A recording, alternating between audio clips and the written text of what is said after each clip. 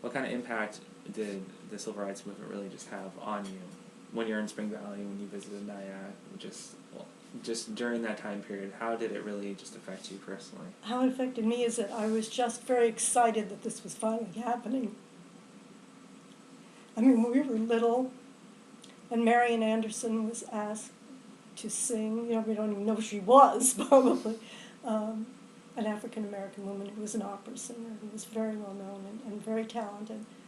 In Washington, D.C., and the DAR hall would not allow her to sing there because of her color. She ended up having her concert outside the Lincoln Memorial. Yeah. And I remember, I was a kid, a little kid, and I remember my mother telling me all about this. And certainly siding with Marian Anderson and people like her. And see, this is what I grew up with. Wouldn't it be wonderful if people could all get along? Yeah. So as these things were changing, and I was beginning to see maybe there's some hope, even though some of it had to be done by law, Board versus Board of Education, Brown versus Board of Education, that required the desegregation of the schools, or said separate is not equal. You know, and people had to be forced into it to be bused. There were a lot of clashes all over.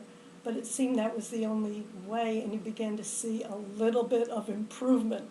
You know, the whole civilization on this planet takes a couple steps forward and then somewhere a step back. It's tough, but yeah, but it was encouraging that this was happening, that people were being enlightened.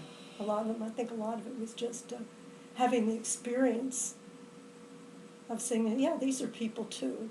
And maybe we'll be best friends, or we'll enjoy each other, or learn something from each other. So, yeah.